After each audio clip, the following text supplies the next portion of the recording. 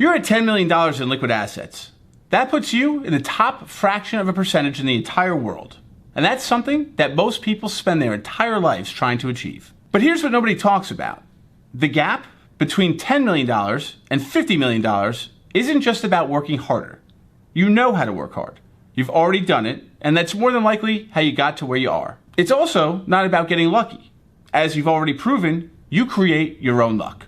This gap comes down to 5 very specific decisions. And today, I'm going to go over with you what each one of them are, why they matter, and how they can compound and make the difference between $10 million in assets and $50 million in assets. And by the end of this video, you're going to know exactly which ones apply to your situation and how you can act on them immediately. Now, the journey from 10 million to 50 million in liquid assets isn't necessarily a straight line up. Getting to 10 million was more about earning, building, grinding, and saving what you could. Simply put, to get to 10 million in assets, you were optimizing for accumulation, and you did a great job. But the folks at 50 million, they weren't just focused on accumulating harder or accumulating more. They had a mindset shift entirely different. A mindset focused on optimizing for acceleration. And that brings me to the first decision in the equation, which is the concentration decision. Now, you've probably heard countless times throughout your journey with wealth that one of the best things you could do is to diversify. Spread out the risk and don't put all your eggs in one basket. And for most people, that might make total sense. But you're not most people. You're at 10 million or more in liquid assets, and you got here by being exceptional at something. And what I've observed in working with ultra high net worth families, and I mean the ones who have built significant wealth, not just $10 to $20 million, is that more than likely, on at least one occasion, they've had a concentrated position that's helped accelerate their overall portfolio. And I'm not saying every bit of their wealth is tied up in one position, but more so a strategic portion. So let's break this down for a second. Say you have a net worth of $10 million in liquid assets. You're earning market returns, call it 7% adjusted for inflation annually. In 10 years, that $10 million could grow to $20 million. And that's wonderful. Makes you feel confident and secure, could even be the beginning of generational wealth forming. But it's not 50 million. Now imagine a different approach. That same 10 million, where you have 15 to 20% concentrated in a strategic position where you have an edge.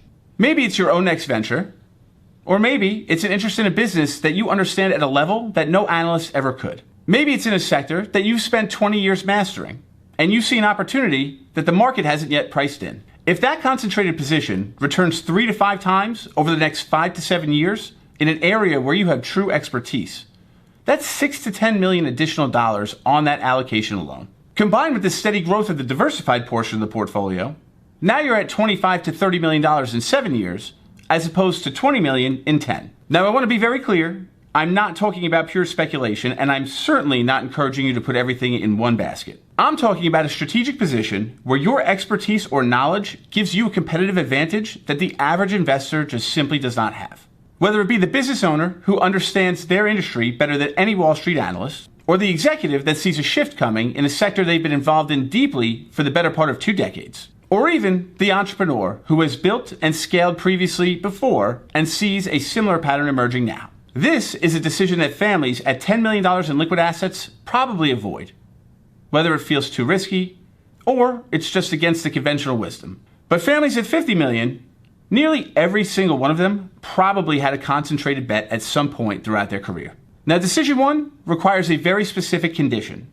A condition I'd venture to bet most investors either get wrong or never even take into account. And that is decision 2, which is time arbitrage. And it very well might be the biggest unfair advantage that you have available to you right now. Here's what I mean. Most capital in the market operates on an absurdly short time horizon. Take hedge funds, for instance. They're often measured on a quarterly basis, or even public company executives who are typically optimizing for annual earnings. Even those that consider themselves long-term investors might only be looking through the lens of an 18-month to 24-month time horizon. But for someone in your position, where you've built up liquid assets in excess of 10 million, you can extend that time horizon to say 5, 7, or even 10 years. And that time horizon, in my eyes, is a massive competitive advantage. When markets pull back and short-term capital panics, selling at exactly the wrong time, whether due to volatility or the inability to stomach it, you are able to ride it out or even step in and buy more.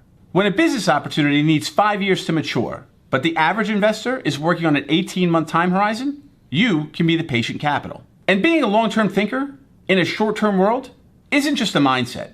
It can actually be a mathematical edge as well. Now, decisions 1 and 2 focus on how you deploy capital, but decision 3 is a bit different. This is where I see the biggest gap between families hovering around 10 million in liquid assets and families accelerating towards 50 million in liquid assets. And that is the wealth architecture decision. And here's what I mean by wealth architecture. Many families at 10 million in assets have a foundation or structure that grew organically. A brokerage account they opened up 15 years ago. A 401k from their old job. A trust their attorney set up when their first child was born. Maybe even a couple life insurance policies. Each piece made sense when they originally created it. But here's the thing. There's a world of difference between a financial life that just happened to you versus a financial life that was engineered for you. And when I say engineered for you, I'm talking about something that most people never think about. A plan structured for you, based on your entities, based on your income flows, based on your asset allocation and your estate planning design. All of this geared towards your best interest. Think about how many different containers your wealth sits in right now. Your business entity, your personal accounts, your retirement accounts, maybe some LLCs and trusts, and insurance. Each of those containers have different rules, different planning implications, and different opportunities. The real question is, are those containers working together as a coordinated system, or are they just merely sitting next to each other? At 10 million, you often find folks with containers sitting next to each other. But at 50 million, those folks' containers tend to be orchestrated.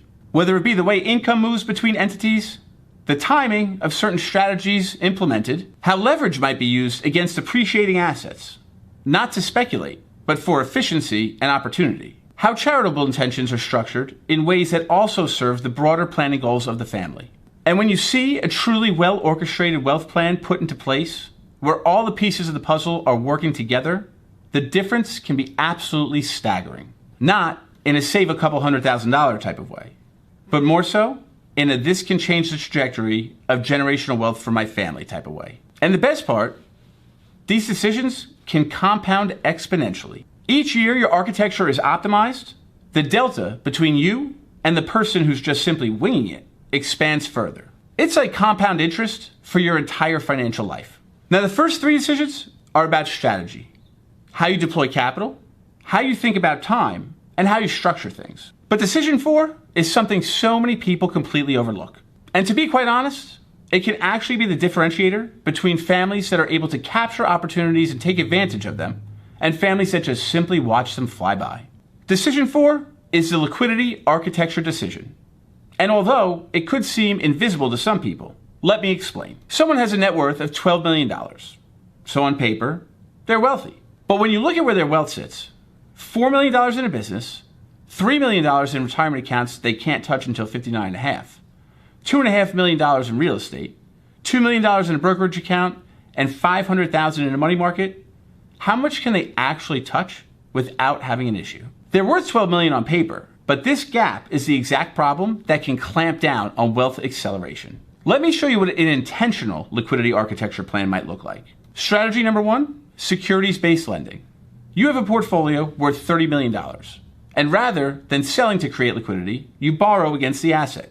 I've seen this done for a myriad of reasons over time, whether it be to pay quarterly estimated taxes, a real estate transaction, or even a multi-million-dollar home renovation. Strategy number 2, strategic refinancing. You have $10 million locked up in equity in a building. Well, you do a cash-out refi, and now you could have a couple of extra $1 million of deployable capital. And yes, in each of these instances, there's probably an interest rate associated that you have to pay. However, rather than selling securities or assets and allowing them to potentially appreciate at a faster value when compared to this interest rate, that spread is your accelerator. Strategy number 3, your liquidity reserve, or what some might call dry powder. A dedicated pool of capital, say 5 to 10% of one's liquid net worth, set aside for opportunistic deployment. So if and when the next 2020 style drawdown occurs, they're not running for the hills. They're taking advantage of the opportunity. Or when the perfect acquisition appears, they're not sitting on the sidelines. They're writing checks. And here's the mindset shift. Most people think about liquidity as in how much cash might they need if something were to go wrong. But folks at the next level think about liquidity as offense. How much capital can they deploy in the event something goes right? They architecture their liquidity not just to survive through downturns, but to capitalize on them. Not just to maintain their lifestyle, but to accelerate it when the perfect opportunity appears. Now, decision number 5 boils down to math, and that is the geography strategy decision. Let's paint the picture. You're sitting on a great nest egg, maybe 15 to 20 million in liquid assets. You're generating terrific income, whether from your business, your career, or your investments. And depending on where you live, you could be paying state and city income taxes somewhere between 10 to 14%. For every $1 million of income, that can equate to well over $100,000 in taxes per year. Compound that over 10 to 20 years, and those numbers can escalate rather significantly. But the real number, the number that'll stop you right in your tracks, is not how much you're paying in tax, but how much money that could be worth were it to be invested over the same time period. That couple $1 million in tax, had it been invested at a reasonable rate of return over the course of 10 to 20 years, could be millions more in your pocket. And while you might be thinking, my community is here, my kid's school is here, my relationships are here, and those are all valid considerations, at a minimum, I think it's important to understand what you're choosing when you choose to stay. And it doesn't have to be an all or nothing choice. It could be a strategic decision. Say you time the move to align with a liquidity event or a large capital gain. Maybe your kids are heading off to college in a couple of years, and that is a natural inflection point. Maybe you're already thinking about where you want to spend the next chapter of your life, and tax efficiency is just one of the factors playing into the overall decision. Now let's bring this all together. Decision 1, strategic concentration. Deploying significant capital and resources into an area where you feel you have a significant competitive edge or insight. Decision 2, time arbitrage. Extending your time horizon to capture and take advantage of opportunities that short-term thinkers leave on the table. Decision 3, wealth architecture. Creating a structure around your wealth where everything works as one. Decision 4, liquidity architecture. Understanding that having ample liquidity could allow you to take advantage of serious opportunities over time. Decision 5, the geography strategy. Being intentional about where you want to live and understanding the potential impacts it could have on your wealth. Here's what I want you to take away from all this. The difference between 10 million in liquid assets and 50 million in liquid assets cannot just be chalked up as luck. We're not talking about being born into the right situation or even catching the right wave. We're talking about decisions where you have the ability and the resources to make them right now. You've already proven you can build something extraordinary. That's not the question here. The only question is, what does the next chapter look like? And now you have a framework that you can use to help build around it. And while you're working through these decisions and understanding which of them could be most impactful for you, check out our next video here.